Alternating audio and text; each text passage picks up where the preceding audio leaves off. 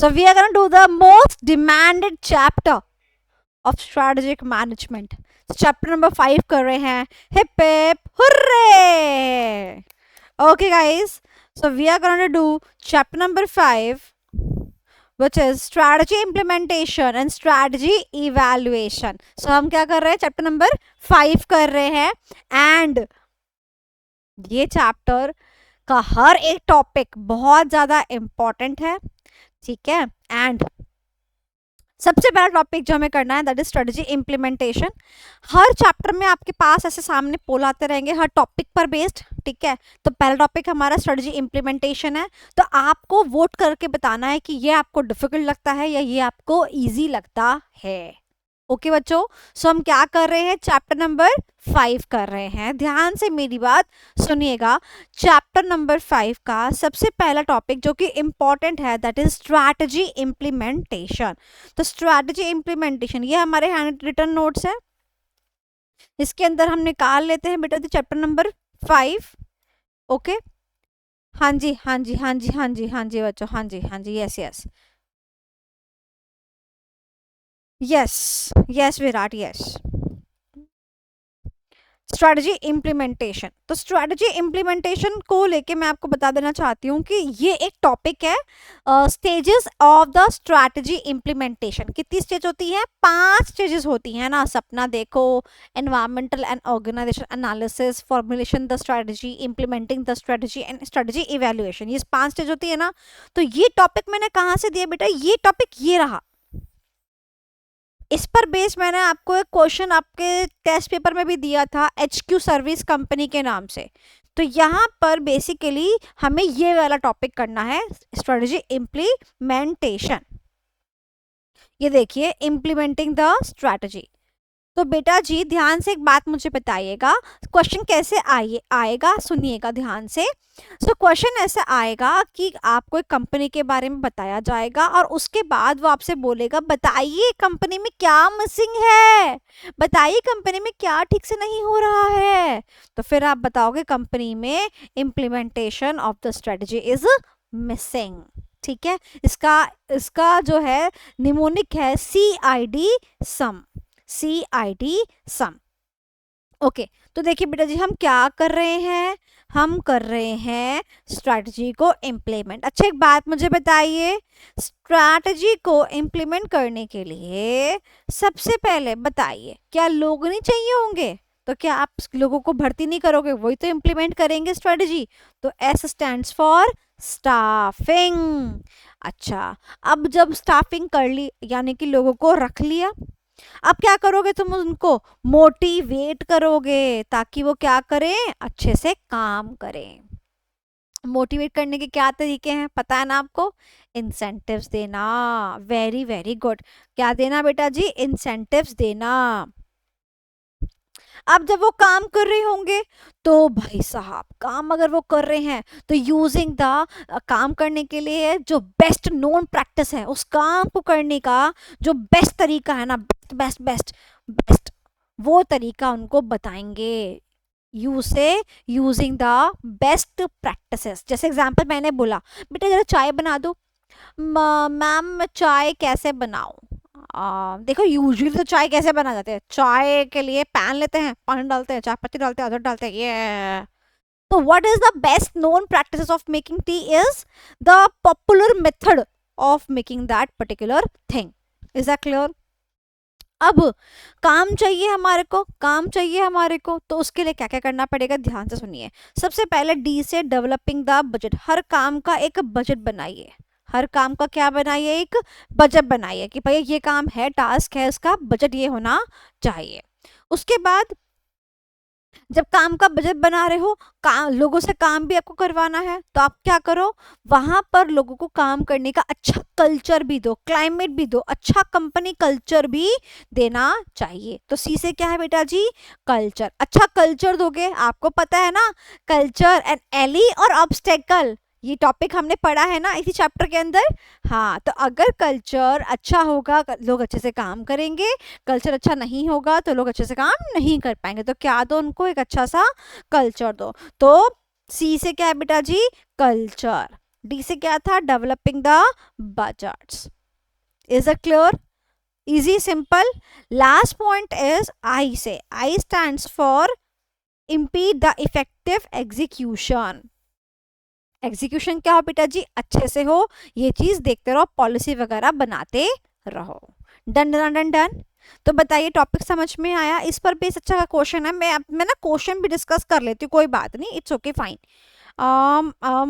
मेरे को दिख जाए बस, जस्ट अ मिनट, मैं क्वेश्चन भी आपको डिस्कस कर लेती हूँ, बिकॉज मुझे लगता है कि शायद आप वो ना कर पाए, तो मैं क्वेश्चन भी डिस्कस कर लेती हूँ। Just give me a minute, मैं आपके सामने, हम मैं हर अटेम्प्ट में बच्चों के साथ में क्वेश्चंस जो होते हैं वो डिस्कस करती ही करती हूँ।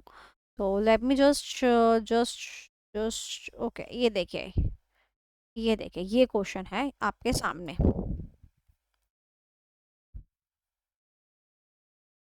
देखिए ये क्वेश्चन है, H Q, this question, is the screen visible to you all? चलो, तो देखो क्वेश्चन, देखो क्या कहता है। क्वेश्चन कहता है H Q is a service company, 2 years back the company hired a reputed management consultant to formulated strategy. इससे समझ में आया, स्ट्रेटजी फॉर्मुलेशन तक हो चुका है। The consultant recommended an aggressive expansion plan. उसने क्या बोला कि क्या कर लो, एक्सपेंशन कर लो, एक्सपेंशन कर लो। अग्रेसिव मतलब खूब सारा एक्सपेंशन कर लो, ये भी कर लो, वो भी कर लो, ये भी कर लो, वो भी कर लो। हाँ, now in an internal review meeting the company finds that many of the suggestions are not even fully considered. वो बंदा स्ट्रेटजी बना के चला गया, बता के चला गया, बट उसकी बात किसी ने इम्प्लीमेंट नहीं करी ना, उसके सजेशन को किसी ने सुना ही नहीं ना। तो बताइए स्ट्रेटेजिक मैनेजमेंट प्रोसेस का कौन सा पार्ट मिसिंग है? तो स्ट्रेटेजिक मैनेजमेंट का प्रोसेस क्या है बेटा जी? ये प्रोसेस है 5 स्टेप।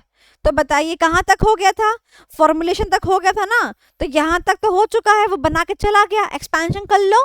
क्या नहीं कर पाए? इम्प्लीमेंट नहीं कर पाए, और इसीलिए CID सम ये वाला आंसर आ जाएगा। आई बिलीव कि आपको समझ में आ गया। चलिए नेक्स्ट टॉपिक पे चले। थम्स अप कर दीजिए अगर आपको वीडियो समझ में आ रही है। और हाँ, देखो जितनों को शेयर करोगे उतना नंबर एक्स्ट्रा मिलेंगे, बोनस भगवान तुम्हारी झोली में डाल दे बेटा, नंबर एक्स्ट्रा। ओ हो। चलिए नेक्स्ट टॉपिक है हमारा स्ट्रैटेजिक चेंज। तो स्ट्रेटेजिक टॉपिक आपको, स्ट्रेटेजिक चेंज टॉपिक आपको इजी लगता है, डिफिकल्ट लगता है? जरूर वोट करके बताइएगा। Next topic is strategic change. तो स्ट्रेटेजिक चेंज बेटा जी क्या होता है? चेंज का मतलब क्या होता है जरा बताना। मैं बोलूं कपड़े चेंज, तो क्या चेंज करोगे? कपड़े। मैंने बोला स्ट्रेटेजिक चेंज, तो क्या चेंज करोगे? स्ट्रैटेजी। वाह भाई वाह, अब पागल है, दौरे पड़ रहे हैं हमारे को, स्ट्रैटेजी चेंज करेंगे? नहीं ना, कुछ ना कुछ बात तो होगी। अब मैं कपड़े पहन रखे हैं, रात को मैं नाइट सूट पहन लूंगी, दौरे तो नहीं पड़ते हैं मुझे। क्यों मुझे कपड़े चेंज करने पड़ते हैं? क्योंकि इन्वायरमेंट चाहता है, रात हो गई है, निन्नी करनी है, नाइट सूट पहन लीजिए, सुबह काम करना है, अच्छे कपड़े पहन लीजिए। अरे ऐसे के सेमिनार में जाना है, अरे बढ़िया सी मस्त सी साड़ी पहन लीजिए, है ना। बट जब हम स्ट्रेटजी की बात करते हैं तो स्ट्रेटजी क्यों चेंज करते हैं? स्ट्रेटजी हम चेंज करते हैं क्योंकि इन्वायरमेंट चाहता है। इन्वायरमेंट क्या होता है? डायनामिक। इन्वायरमेंट क्या होता है? डायनामिक, चेंज होता रहता है ना। तो जब इन्वायरमेंट चेंज होता रहता है तो हमें इन्वायरमेंट के अकॉर्डिंग ढलना भी पड़ता है, और इसी टॉपिक को क्या कहते हैं बेटा जी? Strategic change. Easy simple, read कीजिए बेटा, रीड कीजिए। The changes in the environment often requires business to make the modifications in their existing strategy and bring out the new strategy। कितना इजी हो गया। चलिए अब चेंज करने के 3 स्टेप्स हैं। सबसे पहले उसकी नीड देखो, अरे क्यों करना है चेंज, क्यों लाना है चेंज। उसके बाद क्या क्रिएट करो? शेयर्ड विजन क्रिएट करो। मैंने आपको बता रखा है शेयर्ड विजन क्या होता है। शेयर्ड विजन का मतलब होता है सबके साथ बैठ के कंपनी का विजन जो है ना वो देखो कि ओ, तो आप चाहते हैं कंपनी में ये हो जाए जाके, जिससे कि कंपनी 10 साल बाद यहाँ तक पहुंच जाए। ओ, और लास्ट में उसको क्या कर दो? इंस्टीट्यूशनलाइज, यानी कि उस चीज को इम्प्लीमेंट कर दो। तो कितना आसान है। नीड, उसके बाद शेयर्ड विजन, उसके बाद इंस्टीट्यूशनलाइज। और ये देखिए ये इसका आंसर गिवन है। जितना आपको एग्जाम में लिखना है वो मैं आपको उतना ये आपको मैं अपने हैंड में नोट्स में देती हूँ। तो मेरे हैंड में नोट्स की खास बात ही है गाइस, हाँ, मेरे हैंडमेड नोट्स अगर आपके पास हैं तो you are not required to touch the study material. सच्ची बोल रही हूँ, अगर आपने मेरे हैंडमेड नोट्स करे हैं और मेरा क्वेश्चन बैंक किया है ना, you are good to go. एक तो मेरा क्वेश्चन बैंक के बारे में भी बताती हूँ भाई साहब। मेरा जो क्वेश्चन बैंक है ना, ये क्वेश्चन बैंक ना इतना अपडेटेड है, मतलब इतना अपडेट है कि मतलब क्या बताऊँ। मैं हर अटेम्प्ट में ऑलमोस्ट नया क्वेश्चन बैंक लाती हूँ भाई साहब। जो लेटेस्ट से लेटेस्ट भी होता है ना, वो भी मैं इंकॉर्पोरेट करती हूँ। और मैं आपको बताऊँ, this is the edition number 2, third edition आने वाला है, मैं आपको बता रही हूँ। Third edition is on the go, printing में गया हुआ है। द मोमेंट थर्ड एडिशन आता है भाई साहब, बिक्री बिक्री होगी हमारी। पूछो क्यों? क्योंकि भैया हमारे यहाँ पे पॉइंट यही है कि हम क्या करते हैं, हाँ हम लेटेस्ट देते हैं। जैसे एग्जांपल, अब जो 30 मई को आ जाएगा मेरे पास ना, तो मैं क्या, ध्यान से मेरी बात सुनना, तो क्या हो जाए, हर एक चीज उसके अंदर क्या होगी बेटा, इनकॉर्पोरेट होगी। आपका लेटेस्ट आरटीपी, लेटेस्ट एमटीपी, सब कुछ उसके अंदर आपको मिल जाएगा। चलो जी, चलो। अरे इंपॉर्टेंट टॉपिक्स की लिस्ट पे चलो मैडम, हमें टाइम मत वेस्ट करो। चलो नेक्स्ट क्वेश्चन क्या है बेटा टॉपिक की लिस्ट से, कर्ट लुवेन मॉडल ऑफ चेंज। अब एक बंदा था, उसका नाम क्या था, कर्ट लुवेन। क्या नाम था, कर्ट लुवेन। तो कर्ट लुवेन ने कहा ठीक है ठीक है, जो आप ये पढ़ा रहे हैं इसको आसान तरीके से मैं मॉडल के रूप में आपको बता देता हूँ। चलिए अब आप वोट करके बताइए कि आपको ये टॉपिक डिफिकल्ट लगता है कि इजी लगता है। आ जाइए। सो कर्ट लुवेन ने कितने स्टेप्स दिए, 3 स्टेप्स दिए। इसने कहा इसने कहा 3 स्टेप्स कौन कौन से हैं, अनफ्रीज, चेंज एंड रीफ्रीज। अनफ्रीज का मतलब क्या होता है, अनफ्रीज का मतलब होता है, अनफ्रीज मतलब अनफ्रीज यानी जो फ्रीज जो बैठा है ना फ्रिज में, उसको उठा दो। अनफ्रीज का मतलब क्या होता है, जो जमा हुआ है ना, जो चीज जमी हुई है उसको हटा दो, अनफ्रीज कर दो। उसके बाद चेंज ला दो। उसके बाद वापस जो नई चीज आप चाहते हैं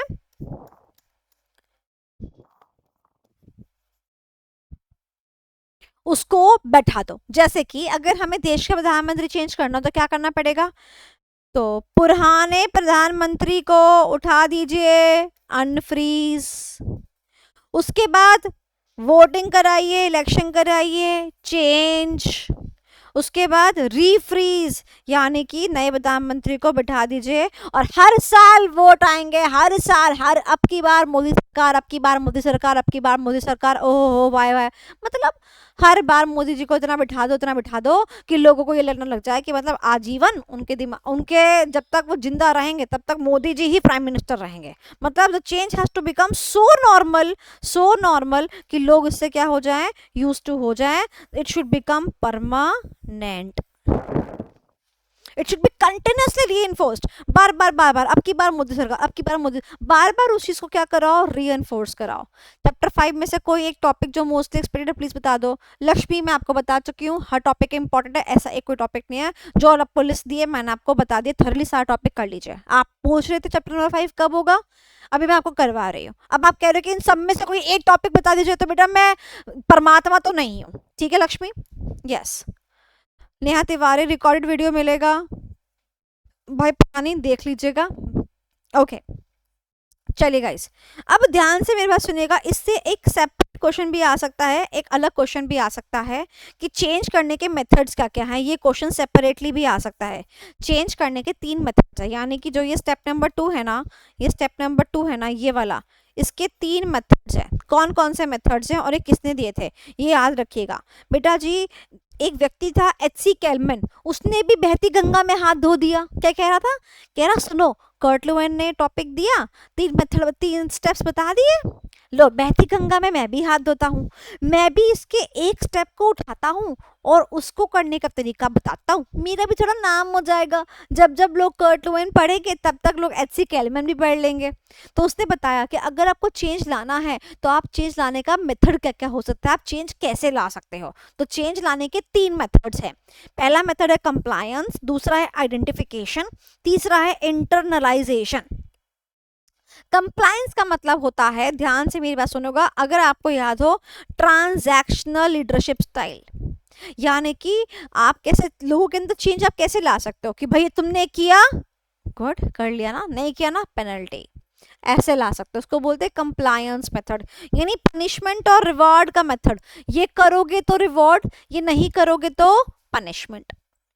दूसरा मेथड है इंटरनलाइजेशन, यानी कि इंटरनली, यानी कि मोटिवेट करना, यानी कि ट्रांसफॉर्मेशनल लीडरशिप स्टाइल। लोगों को इतना प्रवचन दो, मोटिवेशनल सेमिनार दो, है ना, और सब कुछ मतलब बढ़िया तरीके से उनके मन में ऐसा अंतरात्मा से ऐसा जगा दो ना कि वो चेंज हो जाए।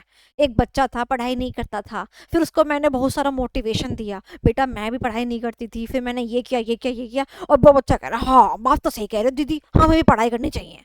ये क्या है बेटा? इंटरनलाइजेशन। अगर कोई चेंज लाना होता है ना तो इस मेथड को भी यूज किया जाता है। और ये थर्ड मेथड आइडेंटिफिकेशन। भाई साहब ये मेथड तो जिंदगी में मैं बता रही हूँ हर घर में इस्तेमाल होता है, हर घर में इस्तेमाल होता है। मेथड का नाम क्या है? आइडेंटिफिकेशन। सुनिएगा, करके दिखाऊंगी। अरे वो शर्मा जी का लड़का देख रहे हो 98% लाया है, और एक तुम देखो नालायक। आइडेंटिफिकेशन यानी कि आइडेंटिफाई करके सामने वाले के अंदर कोई रोल मॉडल सेट कर देना और ट्राई करना कि यार तुम भी उसके जैसे बनो, तुम भी उसके जैसे करो। इसको क्या कहते हैं? आइडेंटिफिकेशन। बात समझ में आ गई? क्लियर हो गया? Done done done done. समझ में आ गया? क्लियर हो गया? आई बिलीव कि इससे जल्दी जल्दी और अच्छा थोड़ी कोई भी मैराथन में आपको देखने को नहीं मिलेगा। समझ में आ गया? क्लियर हो गया? तो like the video and subscribe the channel and do not forget to share the video as well. चले नेक्स्ट टॉपिक पर। तो जो नेक्स्ट टॉपिक आता है important, that is digital transformation. And ये है बेटा star category question, digital transformation. Digital का मतलब क्या होता है? You know that online something. Transformation का मतलब क्या होता है? चेंज लाना, ट्रांसफॉर्म करना। ट्रांसफॉर्म का मतलब होता है चेंज लाना। तो डिजिटल ट्रांसफॉर्मेशन का मतलब होता है कि आप चेंज लेकर आ रहे हो बाय यूजिंग द टेक्नोलॉजी। और क्यों ला रहे हो? क्योंकि आप खुश करना चाहते हो। किसको किसको खुश करना चाहते हो? जो भी लोग कंपनी से अटैच होते हैं। कंपनी के लोग अटैच कौन कौन से होते हैं? कंपनी के जितने भी एम्प्लॉयज होते हैं उनको नई टेक्नोलॉजी दो, वो खुश। कस्टमर है उनको नई टेक्नोलॉजी पे सामान बना के दोगे, वो खुश। तो जो भी लोग कंपनी में जो भी लोग कंपनी से क्या होते हैं? अटैच होते हैं, उन लोगों को खुश करने के लिए जब हम टेक्नोलॉजी का यूज करते हैं उसको क्या कहते हैं? Digital transformation. अब इसमें तीन चीजें हैं, तीन टॉपिक हैं। Role of change management in DT, best practice for managing the change and navigating change during the digital transformation. एक एक करके चलेंगे। Do no no do don't worry. चलो आ जाओ। तो सबसे पहले रोल ऑफ चेंज, उसके बाद बेस्ट प्रैक्टिसेस एंड उसके बाद नेविगेटिंग द चेंज। ओके आ जाइए। तो ध्यान से सुनिएगा मेरी बात। सबसे पहले हम क्या करेंगे? हाँ जी, जो दो इंपॉर्टेंट है वो मैं करा देती हूँ। बेस्ट प्रैक्टिसेस इंपॉर्टेंट है और नेविगेटिंग इंपॉर्टेंट है। तो बेस्ट प्रैक्टिसेस कर लीजिए। सबसे पहले बेस्ट प्रैक्टिस का मतलब क्या होता है? उस काम को करने का बेस्ट तरीका। अब ये भी आपको बताया था, उस काम को करने का बेस्ट तरीका, राइट। तो हमें क्या लाना है? डिजिटल ट्रांसफॉर्मेशन लाना है, राइट। तो क्या काम होगा? सबसे पहले ऊपर वालों को मनाओ। मान लो मुझे गोवा जाना है, सबसे पहले पापा प्लीज मुझे गोवा जाना है, पापा मेरे को प्लीज बहुत मंगा। ऐसे ही कंपनी में डिजिटल ट्रांसफॉर्मेशन लाना है, मुझे कुछ नई चीज लेकर आनी है, तो सबसे पहले ऊपर वाले लोगों, जो ऊपर लोग बैठे ना कॉर्पोरेट लेवल, उनसे मिन्नतें मांगो। उसके बाद बताओ मेरा गोवा जाना बहुत जरूरी, पापा मेरे एग्जाम खत्म है, मेरा माइंड फ्रेश, बहुत मेरे को माइंड फ्रेश की जरूरत है। उनको बताओ कि ये क्यों जरूरी है और क्यों डिजायर्ड है, तुम क्यों चाहते हो। उसके बाद अगर बगल में तुम्हारी बहन खड़ी हो और वो ये कहे अच्छा अगर तू गोवा जाके बिगड़ गई तो, ऐसे लोगों से सावधान रहो। Reduce disruption. डिसरप्शन का मतलब होता है जो लोग मना करने के लिए बोले, अरे भाई नहीं, उनके लिए तैयार रहो कि नहीं। कुछ लोग तो होते ही है ना जो कि देखो हम इंप्रूव करना चाहते हैं, बट कई लोग ना इंप्रूवमेंट की नजर से नहीं देखते हैं। बिकॉज दो टाइप के परसेप्शन होते हैं। कई लोगों को हमारी चीजें कंस्ट्रक्टिव लगती हैं, कई लोग को हमारी चीज डिस्ट्रक्टिव लगती है ना, समझ रहे हो। So that is what the point about is, right. So अगर कोई आपको डिसरप्शन करता है, यानी कि आपको कोई प्रॉब्लम करता है, तो उसको कम से कम रखो। पहले ही बहन को पटा लो, तू भी चल लिया साथ में।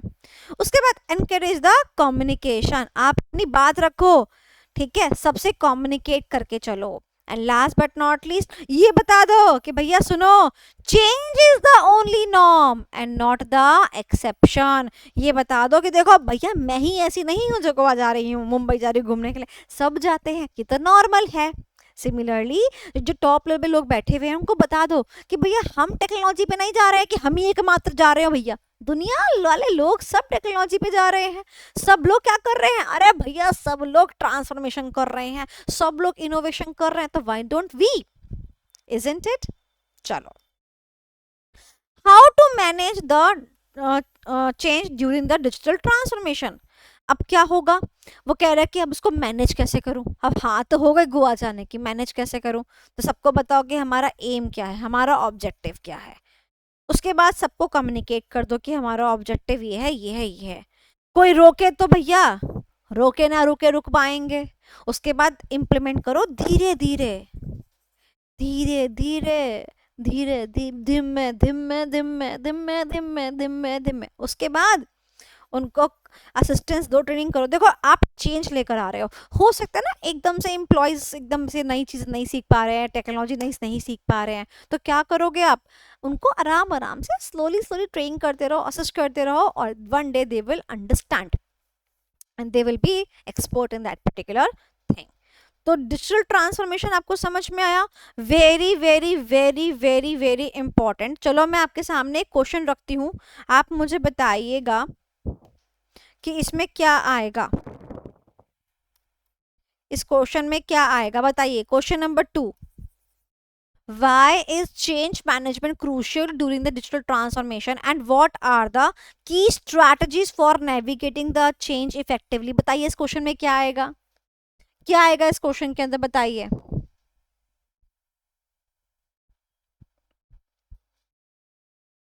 हाँ जी लक्ष्मी, बेस्ट प्रैक्टिसेस पूछा है, बिल्कुल सही बोल रही है, एमटीपी 1 में पूछा हुआ है बिल्कुल। तो यहाँ पर क्या आएगा आंसर, तो देखिए यहाँ पर आप डिजिटल ट्रांसफॉर्मेशन के बारे में लिखेंगे और ये वाला पार्ट आएगा, navigating the change during the digital transformation and role of change in management duty, ये वाला पार्ट आ जाएगा आगे वाला, कि भैया क्या क्या रोल होता है, हम ट्रैक कर सकते हैं अपनी प्रोग्रेस को, प्लानिंग कर सकते हैं, ये सब पॉइंट आप लिखोगे, काम खत्म हो जाएगा। समझ में आई मेरी बात, हो गया डिजिटल ट्रांसफॉर्मेशन। डिफिकल्ट टॉपिक था, कोई बात नहीं, डाइजेस्ट हो जाएगा। ओके चलिए, अब चलते हैं हमारे नेक्स्ट टॉपिक की तरफ। इंपॉर्टेंट टॉपिक्स की लिस्ट कहाँ है भैया, कहाँ है, अरे भाई साहब ये तो हमारा मैकिन्से का 7S मॉडल है। Oh my God, 7S model, this is such an important topic भाई साहब, मैकिन्से का 7S मॉडल, ठीक है, very very very very important topic and I think you should do it thoroughly. आपको इसको अच्छे से करना चाहिए, अच्छे से करना चाहिए, अच्छे से करना चाहिए, अच्छे से, हाँ अच्छे से करना चाहिए। तो इस टॉपिक को लास्ट में करते हैं, लास्ट में करते हैं इस टॉपिक को, ठीक है। चलो नेक्स्ट टॉपिक करते हैं, लास्ट में करते हैं। आई नो यार सबके लिए डिफिकल्ट रहने वाला है ये वाला टॉपिक, तो इस टॉपिक को लास्ट में करते हैं, ठीक है। ओके तो now we are gonna jump to the organisation structures. सारे स्ट्रक्चर करने हैं क्या यार, इतने सारे स्ट्रक्चर, नहीं नहीं नारी मैम ने दिए हैं, कौन कौन से करने हैं, डिविजनल, एसबीओ और आवर क्लास। अरे वाह भाई वाह, मैम ने तो आसान कर दिया, thank you ma'am so much, thank you so much. अरे भाई साहब तुम कुछ नहीं कर सकते, कम से कम थैंक यू तो बोल सकते हो मैडम को।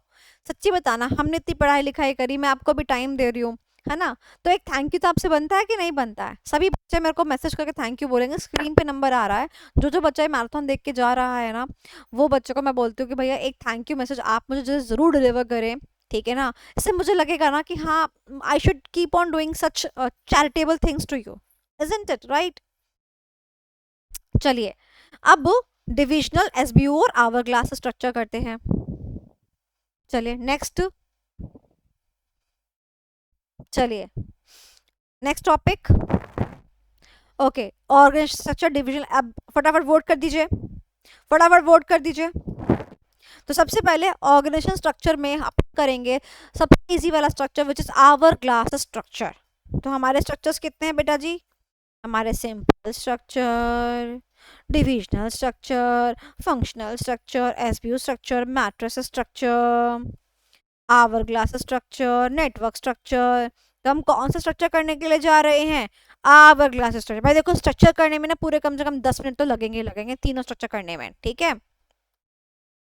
चलिए चलिए आ जाइए, सबसे पहले hourglass structure. Hourglass structure, ये स्ट्रक्चर इतना इतना फुद्दू स्ट्रक्चर है कि सबसे पहली बात इस स्ट्रक्चर की मैं बताऊं, एग्जाम में कोई भी सवाल आ जाए और बोले आवर ग्लास स्ट्रक्चर के बारे में ये लिख दो, एडवांटेज लिख दो, ये लिख दो वो, अरे भाई साहब घूम के आएंगे 3 पैराग्राफ, ये 3 कलरफुल पैराग्राफ, बस ये 3 पैराग्राफ, चाहे कोई भी क्वेश्चन आ जाए आपको 3 पैराग्राफ लिख कर आने हैं। आइए इसके डायग्राम को देखे, पतली कमरिया मोरी, हाय हाय हाय, अरे इसकी कमर देखो तुम, नहीं है पतली, देखो इसकी कमर देखो, है पतली कमर, है पतली कमर। पता है इस पतली कमर के कारण इसका नाम क्या पड़ा बेटा, आवर ग्लास स्ट्रक्चर।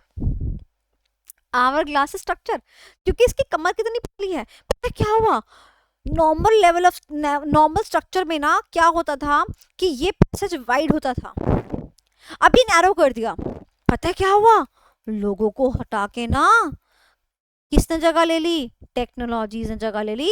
अब हम सारा काम सॉफ्टवेयर के थ्रू करने लग गए हैं, तो उसको बोलते हैं आवर ग्लास स्ट्रक्चर। तो नॉर्मली आवर ग्लास स्ट्रक्चर कहाँ पर लग रहा होगा, जहां पर ना आईटी बेस्ड कंपनी होंगी ना, वहां पर आवर ग्लास स्ट्रक्चर लग रहा होगा, ठीक है। तो बेसिकली क्या होता है, इसमें जो हमारी मिडिल लेयर होती है ना, मिडिल लेयर, उसको रिप्लेस कर देता है कौन, बाय द टेक्नोलॉजी, ठीक है। अब देखो, अब सुनो, ये एक प्लस पॉइंट क्या है, टेक्नोलॉजी तो आ गई, अब माइनस पॉइंट क्या है सुनो। अब पतली कमर के माइनस भी तो होंगे ना, क्या माइनस है देखो। अब देखो कमर पतली सी है, ऊपर तक कैसे जाएं, मतलब अब देखो, जो नीचे बैठे लोग होते थे पहले ये खुश होते थे, क्यों खुश होते थे कि हम अच्छे से काम करेंगे, ऊपर तक पहुंचेंगे, हमारा प्रमोशन होगा, एक दिन हम कंपनी के कॉर्पोरेट लेवल पे बैठे होंगे।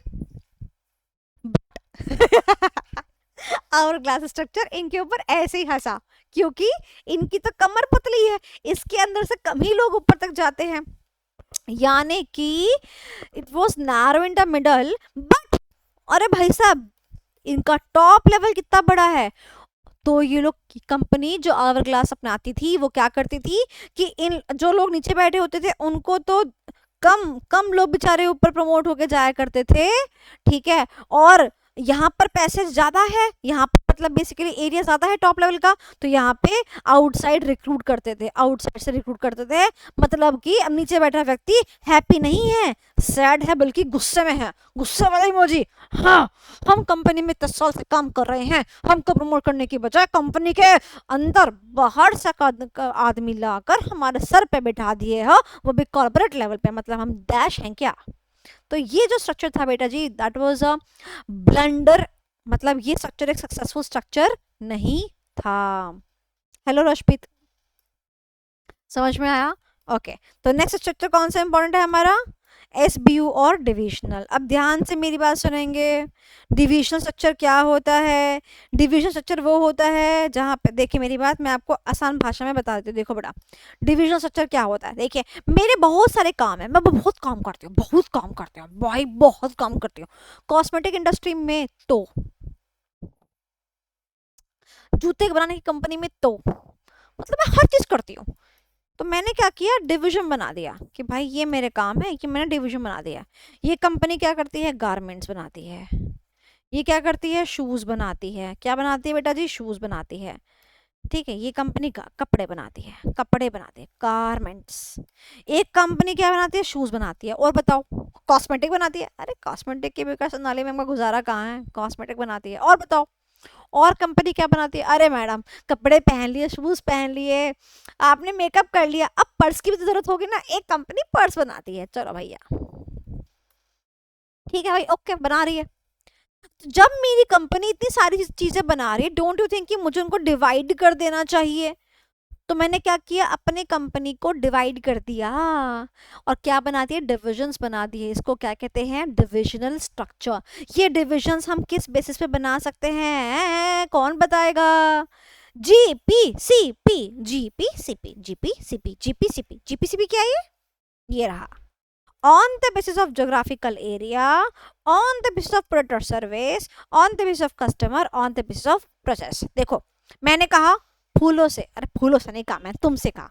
तुम देखो ICAI का अपना रजिस्ट्रेशन नंबर देखो, WRO, CRO, NRO। ये क्या है, ICAI ने जोग्राफिकल तुमको डिवाइड किया कि नहीं किया? तो ये क्या है, जोग्राफिकल एरिया के बेस पे डिवीजन बनाना। मैंने किस बेसिस पे बनाया था? प्रोडक्ट के बेसिस पर, पर्स एक तरफ, कॉस्मेटिक एक तरफ।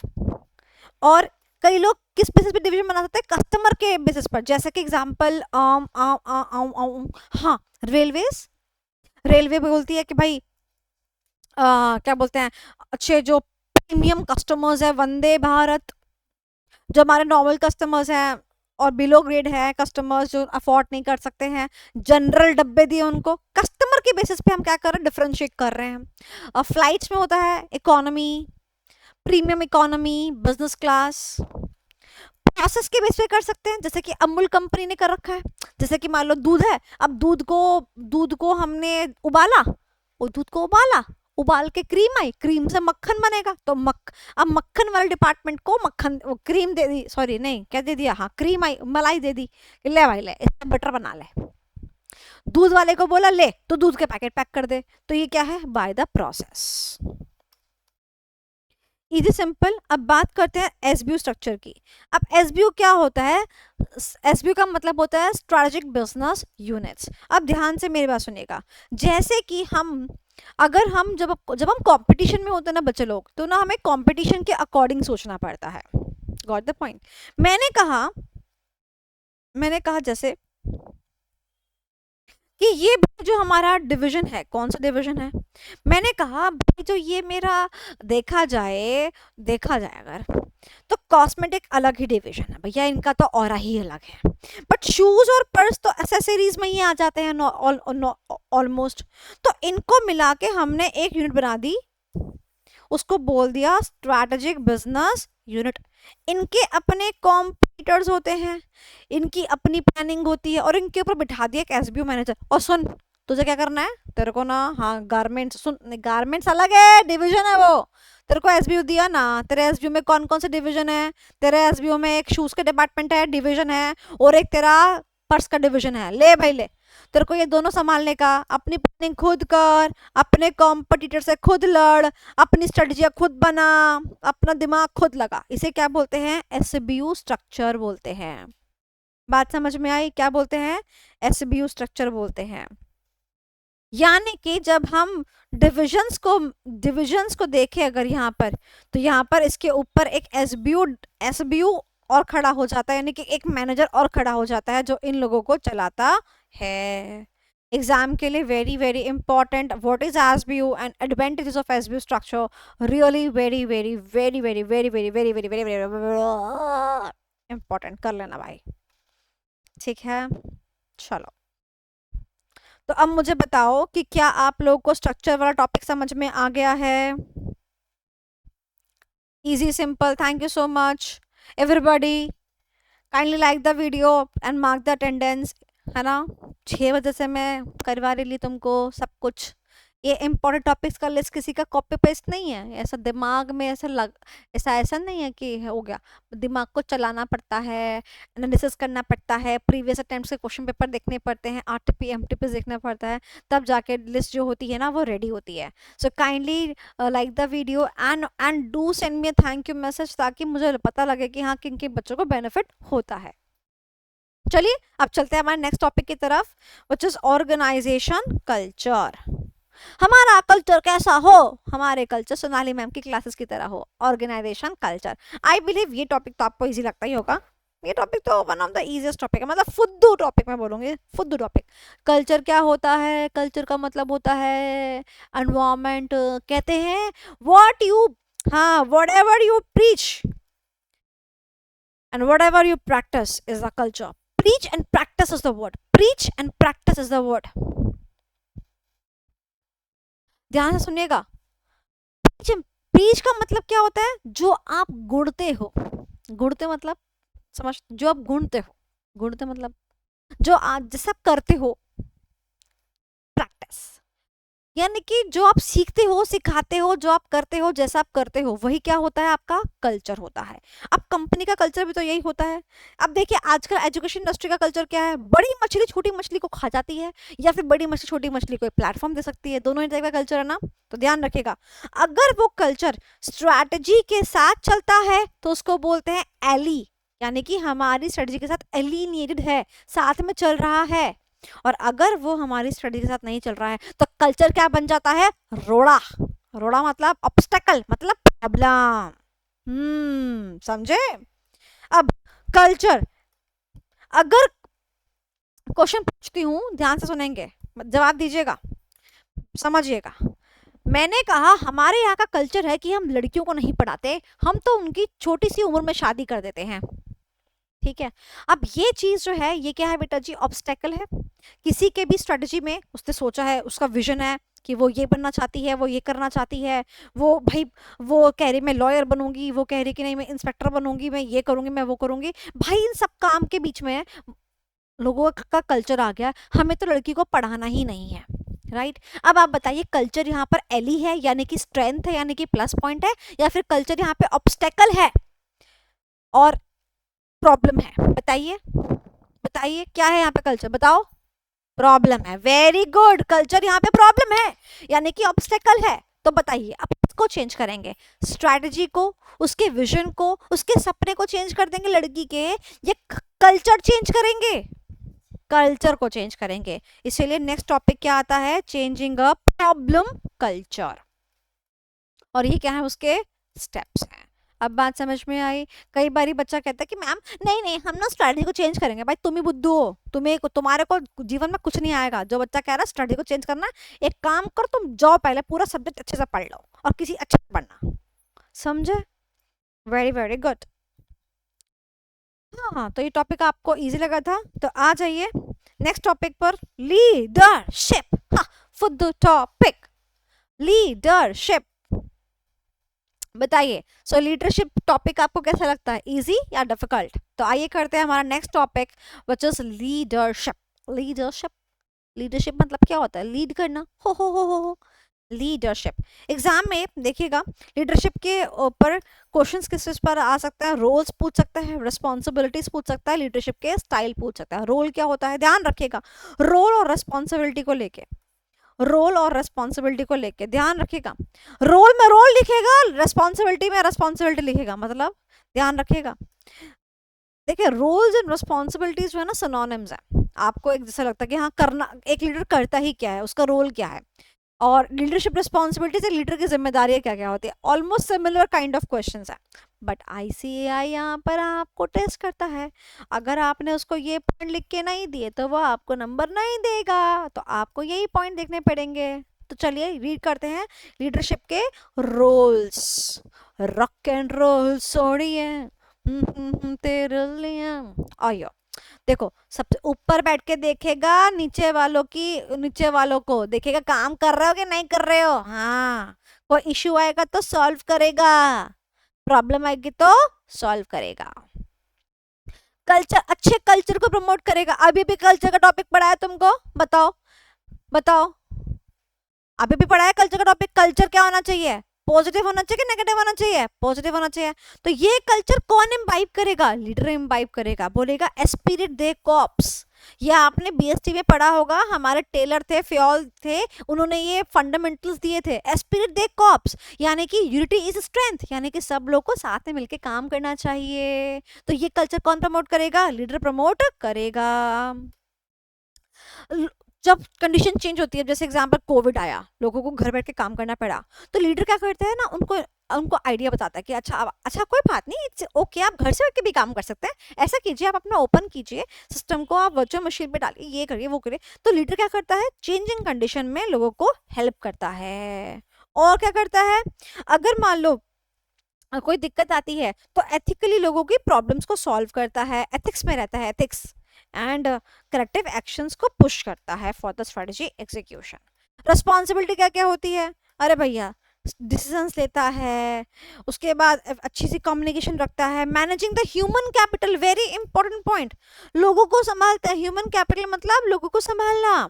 पुराने जमाने में तुमको पता नहीं है, पुराने जमाने में कंपनी में जो लोग काम करते थे ना, उनको भी ह्यूमन ह्यूमन एसेट कहते थे। क्या कहते थे? Human asset.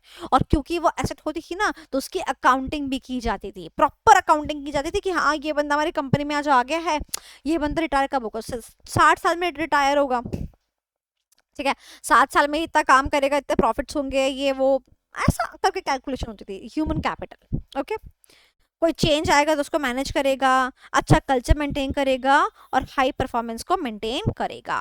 तो इस टॉपिक में याद करने की बात क्या है? इस टॉपिक में याद करने की बात ये थी, रोल में रोल लिखेंगे, रिस्पॉन्सिबिलिटी में रिस्पॉन्सिबिलिटी लिखेंगे, दोनों को रॉक एंड रोल नहीं करेंगे।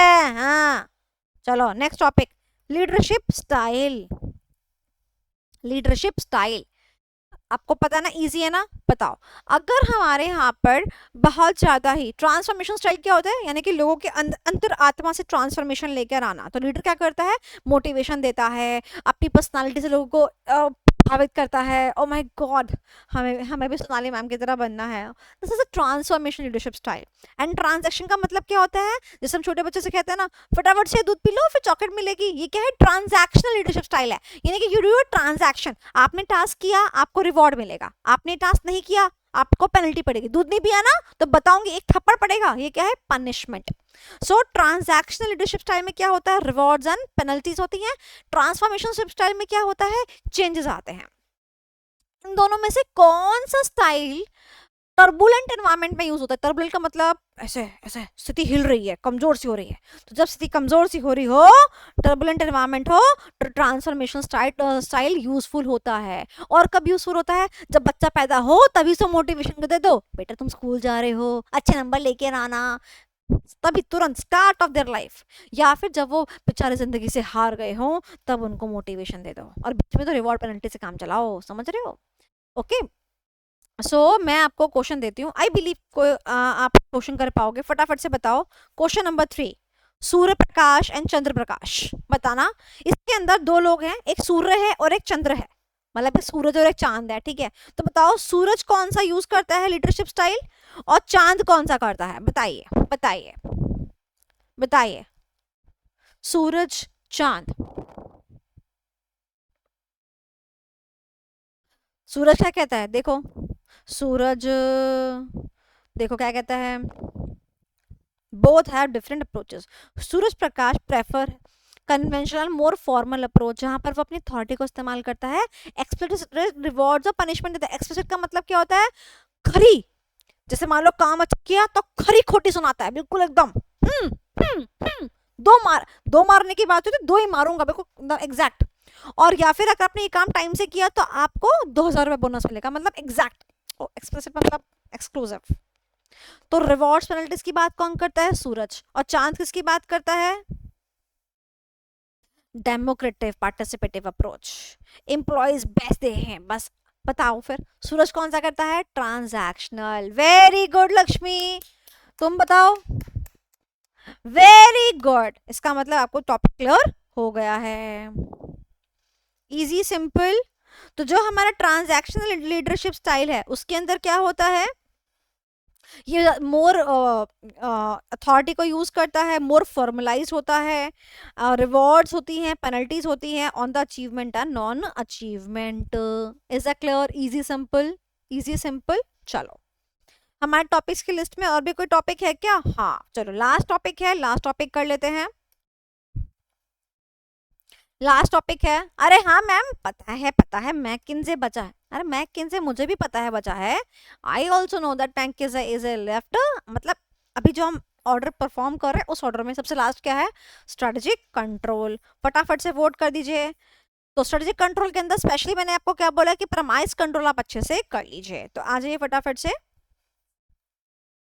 देखिए स्ट्रेटेजिक कंट्रोल के कितने पार्ट्स होते हैं, कितने तरीके का स्ट्रेटेजिक कंट्रोल होता है? 4।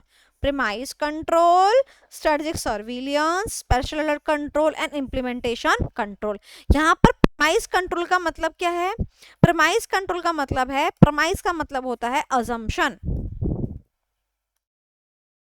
क्या मतलब होता है अजम्पशन। अब ध्यान से मेरी बात सुनिएगा, मैं आपको एक बात बताना चाहती हूँ। देखिए, जिंदगी ना हमारी अजम्पशन पर ही चल रही होती है। देखिए जैसे एग्जांपल, मेरे बारे में भी अज्यूम किया गया होगा ना कि भाई मैं 27 28 में मैं शादी कर लूंगी, उसके बाद बच्चे हो जाएंगे। अजम्पशंस होती है कि नहीं होती है, होती है कि नहीं होती है ना। उसके बाद क्या हुआ, बीच में कोविड आ गया, पहले मेरा करियर, फिर कोविड, उसके बाद now the things are again some difficult things are there. So क्या जो हमने सोचा होता है, जिस पर अज्यूम किया होता है, क्या इन्वायरमेंट में सब कुछ वैसा ही चलता है क्या? The answer is no. मैंने अज्यूम किया था, एग्जाम्पल, मैंने अज्यूम किया था कि मैं ना ये कराऊंगी, ये बच्चों को ये करा दूंगी, वो करा दूंगी। मेरी health, I was not well, मैं and I was occupied also mentally and physically both. So जो अजम्पशंस पर बेस हम सोचते हैं, कभी कभी वो अजम्पशंस काम नहीं करती हैं, यानी कि उनको हमें क्या करना पड़ता है, चेंज करना पड़ता है। तो यानी कि अगर हमारी स्ट्रैटेजीज इन अजम्पशंस पर बेस्ड है और अजम्पशन चेंज हो गई हमारी, मतलब वो किसी काम की नहीं रही। एग्जाम्पल, मैंने अज्यूम किया था that x is equal to 100, but जब x 100 है ही नहीं, x तो 500 है, तो मैंने तो x की वैल्यू 100 मांग के क्वेश्चन सॉल्व किया था ना। अब क्वेश्चन कैसे सॉल्व करना पड़ेगा, x इज इक्वल टू 500 मांग के करना पड़ेगा। तो यानी कि जिस अजम्पशन पर स्ट्रैटेजी को बिल्ड किया गया, स्ट्रैटेजी को बनाया गया, जब वो अजम्पशन ही हिल गई, तो अब हमारी स्ट्रैटेजी कौन सा धरी धरी सही रहेगी, स्ट्रैटेजी को भी चेंज करना पड़ेगा। इसको क्या कहते हैं, प्रीमाइस कंट्रोल। प्रीमाइस का मतलब यहाँ घर मकान नहीं है, प्रीमाइस का मतलब क्या है, अजम्पशन। क्या मतलब है, अजम्पशन। समझे मेरी बात? चलो, so we are done with all the topics in the order. बताइए समझ में आ गया? मैंने आपको आपके कहने के अनुसार चैप्टर नंबर 5 पहले कराया, बताइए समझ में आया कि नहीं आया? चलिए, वेरी वेरी गुड। तो अब करते हैं हमारा नेक्स्ट टॉपिक और last topic of the chapter, that is McKinsey का 7S मॉडल। ये क्वेश्चन काफी ज्यादा इंपॉर्टेंट है, इसको अब थॉरली कर लीजिए, अच्छे कर लीजिए। मैं आपके सामने लगाने जा रही हूँ, ठीक है, यूट्यूब पे इसका वीडियो, तो प्लीज डू वॉच इट।